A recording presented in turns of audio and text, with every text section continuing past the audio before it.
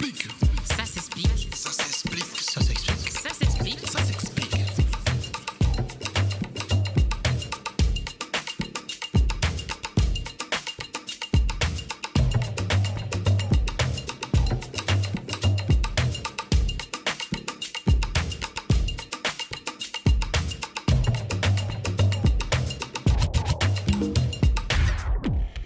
Coucou, bonjour à toutes et à tous, chers téléspectateurs, et merci de nous accueillir chez vous pour ce nouveau Ça s'explique d'un genre spécial qui colle à l'actualité de ces dernières semaines. Cosas, bonjour. Bonjour tout le monde. Bonjour Gladys, comment vas-tu? Prête à entrer en piste? Fraîche et dispo. Et surtout, hâte que tu en dises un peu plus aux téléspectateurs sur le sujet du jour. Eh bien, il s'agit d'un sujet qui défraie la chronique depuis plusieurs semaines, Gladys. Le braconnage et ses implications sur la sécurité de notre territoire. Oui, c'est vrai. La presse fait de plus en plus écho d'éléphants massacrés pour leur défense. Je lisais encore un article récemment sur les braconniers pris en flagrant délit de revente d'ivoire. Il y a 20 ans, on voyait à la télévision que le braconnage décimait les populations d'éléphants de la Tanzanie, du Botswana et du Zimbabwe. Pour nous, ça se passait là-bas, quelque part sur le continent. Quand le phénomène a gagné des pays comme le Tchad, la République démocratique du Congo ou du Congo-Brazzaville il y a 10 ans, on ne s'est toujours pas vraiment senti concerné alors que la menace se rapprochait. Malheureusement, le trafic d'ivoire, car il s'agit de cela, est planétaire. Dans le monde, un éléphant est tué toutes les 15 minutes pour se faire prélever ses défenses. Et en plus du fait que 100 éco-gardes ou rangers trouvent la mort chaque année sous les balles des braconniers dans le cadre de leur mission sur le continent. Malheureusement, aujourd'hui, c'est au tour des éléphants du Gabon d'être victimes de braconnage. Et à d'autres espèces aussi, Gladys. Ah oui, lesquels? C'est déjà assez horrible comme ça. Le gorille, par exemple. Ah, mais pourquoi? Nous, les Gabonais, on est quand même historiquement les enfants de la forêt. Comment ça s'explique? Eh bien, si tu jettes un œil à cette carte de la sous-région, Gladys, tu verras que dans cette partie de l'Afrique, ce n'est pas la forêt qui en manque. Et d'ailleurs, les forêts du bassin du Congo sont considérées comme le deuxième poumon vert de la planète après l'Amazonie au Brésil. Et si on fait un petit zoom sur le Gabon, tu te rendras compte que la quasi-totalité de notre pays est recouverte d'arbres. Et d'ailleurs, il y a parmi eux des essences très précieuses, comme l'ébène par exemple. Notre pays est un vrai petit paradis terrestre pour les animaux. Tu ne peux pas mieux dire. Conscient de cela, le Gabon a anticipé sur l'avenir en créant en 2002 13 parcs nationaux dans le but de protéger cet incroyable écosystème et cette extraordinaire biodiversité qui nous est bien spécifique. Et l'activité humaine y est scrupuleusement interdite. Malheureusement, plusieurs témoignages nous font état de braconnage d'éléphants de forêt dans ces parcs. Des professionnels qui sillonnent les forêts du bassin du Congo sont témoins de scènes particulièrement désolantes. Tout commence dans le braconnage par la chasse, ou plutôt traque de l'éléphant en pleine forêt. Elle peut durer plusieurs jours, les chasseurs poursuivant leur proie grâce aux traces que laisse l'animal sur son passage. Et il faut dire que, malheureusement, le plus souvent, ce sont les habitants des lieux, à savoir les pygmées eux-mêmes, qui pratiquent le braconnage. Maîtrisant parfaitement le milieu de la forêt, ils se déplacent avec leur camp de fortune jusqu'à ce qu'ils parviennent à débusquer l'animal et à lui tirer dessus. Première étape du massacre à venir. Monsieur Jean-François Lagros est vétérinaire. Il a passé plusieurs mois en forêt, au cœur d'un réseau de braconniers. Alors, monsieur Lagros, au vu de votre expérience, quel témoignage pouvez-vous nous apporter sur les méthodes employées par ceux qui braconnent? Il n'y a pas 36 techniques pour chasser l'éléphant. Il y a d'une part les armes à feu. Ce sont des armes automatiques des récents conflits qui ont eu lieu en Afrique récemment, ou ce sont les armes de la Deuxième Guerre qui sont toujours en circulation. On peut ajouter aussi quelques armes artisanales qui sont faites dans les villages par des artisans qui sont dangereuses pour ceux qui les utilisent. Mais on a aussi les pièges. Ce sont grosso modo les collets qui sont utilisés pour la viande de brousse pour les petites espèces, mais qui utilisent du gros câble. Par exemple du câble qui est utilisé chez les forestiers et qui ensuite servent à faire ces gros pièges dans lesquels tombent les éléphants. L'éléphant se trouve avec la patte qui est prise et on le laisse mourir d'épuisement avant de l'achever à la machette. Merci, monsieur Lagros. En tant que vétérinaire, quel est votre point de vue sur ces méthodes? À quoi pouvez-vous comparer la souffrance éprouvée par l'animal? Sur une échelle de 1 à 10, moi je placerais la douleur à 9-10. On parle de torture, véritablement. Vous avez un animal qui est blessé par balle, qui tombe à terre, et il vous faut ensuite peut-être 1 heure pour l'achever, pour le voir mourir. Et pendant ce temps-là, vous le découpez à la machette, vous lui coupez la trompe à la machette, vous coupez les tendons, vous essayez par tous les moyens de le faire mourir, mais c'est un animal résistant qui est adapté à la forêt et qui souffre atrocement pendant plus d'1 heure. Donc je pense qu'on est dans la véritable torture. Sur un plan plus personnel, qu'est-ce que cela vous inspire comme sentiment? Je peux vous dire que moi j'ai vu une souffrance d'un animal avec l'œil d'un éléphant qui est vraiment un animal vraiment très particulier, qui vit, qui ressent, qui a une âme comme tous les grands mammifères. Et je peux vous dire que c'est un spectacle, moi, qui m'a vraiment marqué. Bien, merci Monsieur Lagros pour votre intervention. C'est vraiment quelque chose d'inhumain, le braconnage. Mais comment ça s'explique dans le fond, hein? Et qui fait ça et pour quelles raisons? Surtout, qu'est-ce qui est fait pour lutter contre ce phénomène? Allez, cher Cosas, je sais que tu as réponse à toutes ces questions. C'est justement le sujet de cette émission. Pour la première étape, il s'agira de comprendre la menace que représente le braconnage, non seulement pour la survie des espèces, mais aussi pour celle des êtres humains. Le deuxième temps fort de l'émission sera consacré à l'Agence nationale des parcs nationaux. C'est elle qui est en charge de la gestion des parcs nationaux et par conséquent au cœur du dispositif mis en place par le Gabon pour lutter contre le braconnage. On ira donc sur le terrain avec Gladys qui nous dressera un panorama des mesures déployées pour lutter contre ce phénomène. On essaiera également de saisir à travers l'interview d'un braconnier la raison qui motive lui aussi basse besogne et pour qui au final ces braconniers travaillent véritablement. Ça te va comme programme Gladys? Tiens, je vois que tu t'es mise en tenue de combat. On dira presque, hein, Cosas. J'ai emprunté la casquette d'un des 350 éco-gardes qui veillent sur nos parcs. Parfois au péril de leur vie, puisque la plupart des braconniers sont armés. Et les éco-gardes, eux, ne le sont pas. Tu fais bien de le souligner. Et c'est un point vraiment important. Parce que si on analyse bien ce qui s'est passé dans de nombreux pays d'Afrique, on constate que tous ceux qui ont été victimes de braconnage intensif ont basculé dans des conflits armés lourds, dont on n'ignore pas les conséquences sur les populations d'ailleurs. Que ce soit le Rwanda avec le gorille, la République démocratique du Congo avec l'éléphant, ou encore l'antilope en Angola. Dès lors que les armes entrent sur un territoire, automatiquement, c'est la sécurité de tout un pays qui est en danger. On comprend bien, Cosas. Lutter contre le braconnage, c'est protéger tout le monde, les animaux, la population et l'intégrité de nos frontières. C'est exactement ça, Gladys. Indépendamment du fait qu'on reconnaît ce que la nature nous permet d'obtenir, comme l'électricité par exemple. Le parc des Monts de Cristal joue un rôle central dans la régulation du climat autour de Libreville. Et c'est la rivière V qui, en alimentant les barrages hydroélectriques de Kingele et Chimbele, permet à 85% d'entre nous d'avoir l'électricité. Des animaux comme l'éléphant ou le singe jouent aussi un rôle clé dans la régénération des forêts. Et on connaît l'importance de la forêt pour l'homme. Sans les arbres, les risques d'inondation et d'éboulement sont nombreux. Et je crois me souvenir qu'on en a aussi beaucoup parlé dans les journaux ces derniers temps.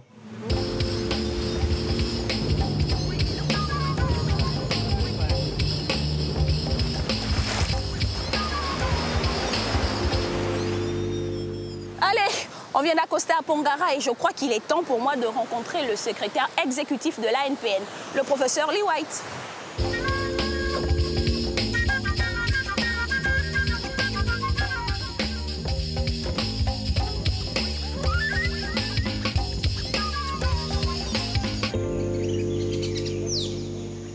Professeur, bonjour. Bonjour. Puisqu'on parle de braconnage, vous pouvez nous dire l'évolution de ce phénomène? C'est dramatique.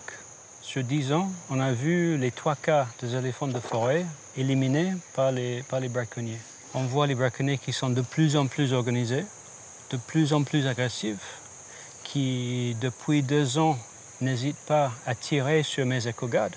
Professeur, est-ce qu'on a un parc particulièrement qui est le plus menacé? Oui, le parc de Minkébé, au nord-est du Gabon. Sur les derniers 10 ans, on estime d'avoir perdu autour de 15 000 éléphants. Si rien n'est fait, dans combien de temps on pourrait voir les éléphants d'Afrique et au Gabon disparaître complètement? C'est vraiment sur les prochaines 5 ans que l'avenir de l'éléphant en Afrique se joue. Le Gabon, c'est la dernière population plus ou moins intacte. Tous les braconniers se focalisent sur le Gabon maintenant parce qu'ils ont éliminé les éléphants partout ailleurs en Afrique centrale. Et professeur, qu'est-ce qui explique cette évolution, étant donné que l'éléphant d'Afrique est protégé par la Convention internationale CITES et surtout que le commerce de l'ivoire est interdit depuis un bon nombre d'années quand même? Les syndicats de crime peuvent acheter en Afrique centrale pour, disons, $50, 20 000 francs CFA, 1 kilo de l'ivoire. Et en Chine, c'est vendu à 1 million de francs CFA. Les bénéfices sont comparables à celles des trafiquants de drogue, des trafiquants des armes, des trafiquants des enfants. Et on voit les mêmes syndicats de crime commencent à s'impliquer dans cette commerce. Et c'est pour ça qu'on voit des braconniers de plus en plus violents et de plus en plus près de tirer sur nos équipes. On se rend bien compte que la menace du braconnage, ce n'est pas seulement les animaux. Chaque fois qu'on perd le contrôle de nos ressources naturelles, de nos éléphants, en Afrique, le pays descend dans une spirale vers une guerre civile. On entend le conflit qui existe entre les éléphants et les villageois, puisque les éléphants vont de plus en plus dans les villages saccager les plantations. Les braconniers qui viennent du Cameroun ou du Congo, bien sûr, ils évitent les villages. Ils vont dans des zones où ils sont cachés dans la forêt. D'accord. Et les éléphants qui sont très intelligents comprennent vite qu'ils sont moins en sécurité en pleine forêt, et ils sont poussés vers les villages. Et c'est ça qui crée le problème. Professeur, merci. Surtout bon courage. Alors, Cosas, on comprend qu'une véritable guerre est lancée pour lutter contre le braconnage dans notre pays. D'ailleurs, pour mesurer l'ampleur, je propose de partir tout là-haut dans le nord du pays, particulièrement dans le parc national de Mikébé, là où on estime avoir perdu 15 000 éléphants depuis 2004. Énorme, hein, n'est-ce pas? Le parc national de Mikébé est une immense forêt vierge de près de 8000 km², à peine plus petit que le Liban. Cet endroit est connu comme étant le deuxième plus grand bloc forestier subsistant dans le monde. Attention, c'est l'une des dernières étendues sauvages de la planète. Bonne mission Gladys, et attention à toi. C'est en hélicoptère, cette fois que je gagne le parc national de Mikébé, qui fait l'objet d'une attention particulière de l'ANPN et des autorités gabonaises, surtout depuis le démantèlement, il y a 2 ans, d'un vaste réseau de braconniers et de trafiquants en tout genre. Aujourd'hui, le parc a retrouvé une certaine sérénité. Il est placé sous la tutelle d'un conservateur qui assure sa protection grâce à une équipe d'éco-gardes. Ces derniers se relaient à tour de rôle dans ce morceau de forêt réputé pour avoir gardé son hostilité naturelle. Et si vous nous parlez des braconniers, d'où viennent-ils? La piste qu'ils utilisent, c'est une piste qu'on appelle ici la transmikébéenne, qui évolue du nord du Gabon jusqu'au sud du Cameroun. Lorsque nos éco-gardes sont en patrouille en forêt, ils localisent des camps. 2 fois, c'est des odeurs, des fumées qui nous alertent. Et lorsqu'on essaie un peu de faire la police d'intelligence, on se rend compte que c'est des campements de chasseurs, des pygmées qui y sont installés. Vous parlez des pygmées. Est-ce que c'est pour dire que les nationaux aident les braconniers dans leurs actes? Mais vous savez que les pygmées, c'est une tribu qu'on rencontre dans toute la région de la Centrafrique. Vous avez des pygmées camerounais, des pygmées congolais, des pygmées gabonais. Généralement, c'est la main-d'œuvre moins chère. Il suffit de lui donner une bouteille de pastis, un paquet de cigarettes, quelques boîtes de sardines, pour que ce dernier aille faire la chasse et qu'il vous ramène de l'ivoire.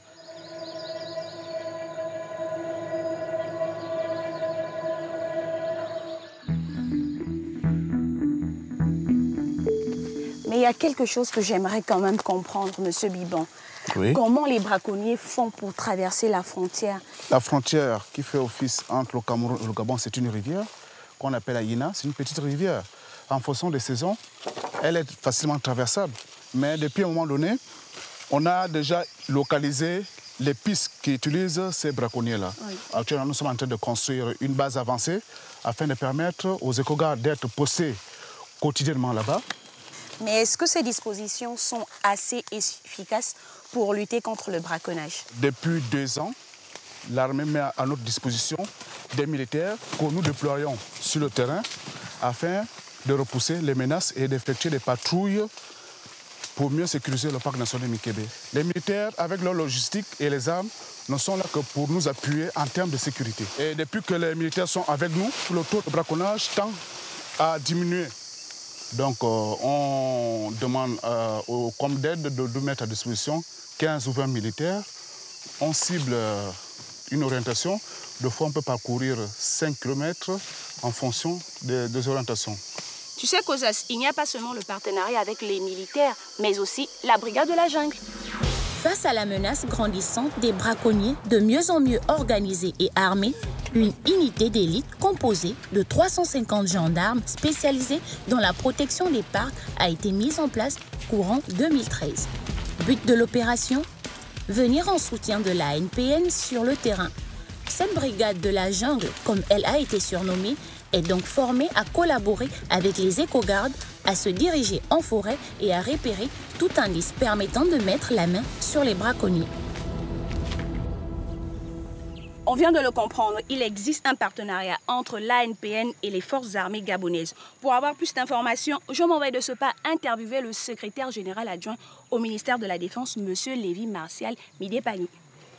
Bonjour M. Midépani. Bonjour Gladys. L'armée gabonaise appuie militairement le travail des éco-gardes. Et si vous nous dites comment ça se passe?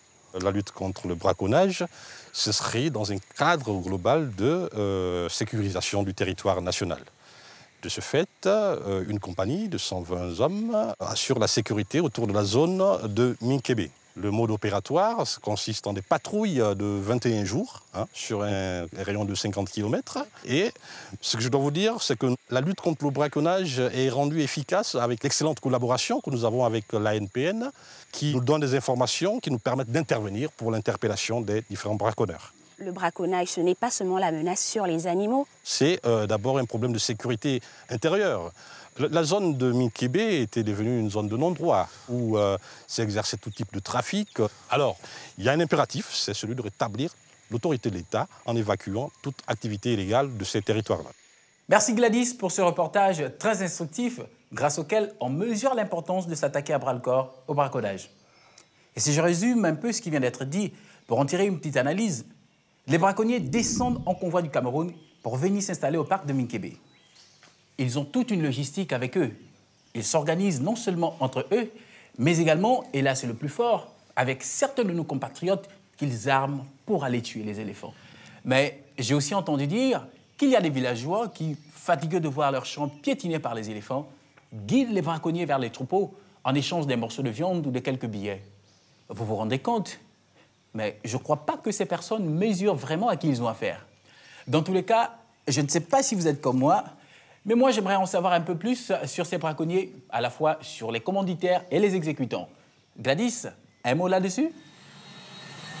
Oui, suis-moi.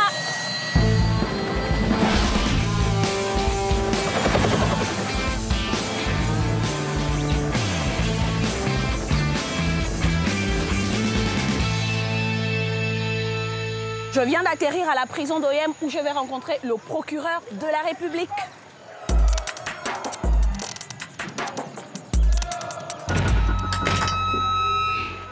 Bonjour, monsieur le procureur. Bonjour, Gladys. Monsieur le procureur, qu'est-ce que dit la loi pour punir un braconnier? Elle ne punit que de 3 à 6 mois les infractions en matière de braconnage, suivies d'une amende de 100 000 à 10 millions. Qu'est-ce qui explique qu'au Gabon, la peine soit 6 mois et que dans les autres pays, la peine soit si sévère?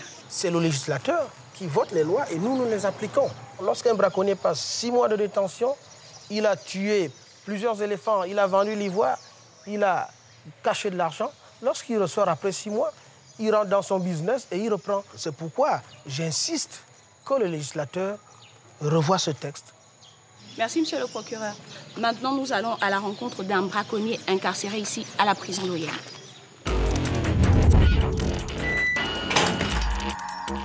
Bonjour, monsieur. Bonjour, madame. Vous avez été tenu en détention avant d'être jugé pour braconnage. Et qu'est-ce qui vous a poussé à le faire? Dans le département de Haut-Anthem, nous n'avions pas des sociétés qui peuvent nous embaucher. Comment vous faites pour retirer des défenses? Ma méthode, c'est de laisser pourrir l'éléphant pendant au moins 2 ou 3 jours. Et je tire. Et facilement, la défense, elle se retire. Une fois que vous l'avez retiré sur les éléphants, comment ça se passe? Nous chassons en groupe de 2-3. Donc, chacun d'entre nous peut avoir 5 ou 10 ou 20 kilos par bagage. Une fois que vous avez braconné l'éléphant, l'ivoire, comment vous faites pour la revendre? Nous prenons attache aux Sénégalais tchadiens qui sont implantés dans le département, qui viennent vers nous et puis ils achètent. Si vous avez 10 kilos, oui, ça vous fait 500 000. Merci, monsieur. Mais certains braconniers braconnent avec une très grande barbarie. Après avoir entendu tout cela, on aimerait bien savoir pour qui les braconniers opèrent. C'est un secret pour personne. Les pays asiatiques, comme la Thaïlande et la Chine, sont les premiers acheteurs des livreurs braconnés qu'ils transforment sur place en statues ou en objets de décoration. Beaucoup de personnes s'emploient à en faire de véritables objets d'art. J'ai bien essayé de contacter l'ambassade de Chine à Libreville pour en parler, mais bon. Ne t'inquiète pas, moi j'ai réussi à contacter l'ambassade de Chine. Le braconnage d'éléphants et le trafic d'ivoire sont importants au Gabon. Et la demande vient en grosse partie de la Chine. Quelle est votre réaction sur le sujet? À ma connaissance, il n'y a aucun chiffre exact et officiel qui montre que la Chine est un grand consommateur et d'un grand pays destinataire de trafic illégal d'ivoire. Certes, ces dernières années, le gouvernement chinois a saisi une quantité importante d'ivoire en fraude, mais cela montre justement que la Chine a renforcé donc, la lutte contre ce genre de criminalité. Est-ce que la Chine participe à la protection des éléphants au Gabon? La Chine mène jusqu'à maintenant une coopération fructueuse avec la communauté internationale sur la protection d'éléphants de l'Afrique. Surtout dans la formation de personnel, des officiels, dans la fourniture des assistances financières pour mener des opérations et des activités de protection des éléphants. Que tout récemment, le 6 janvier 2014, la Chine a procédé à la destruction publique de 6 tonnes d'ivoire saisis.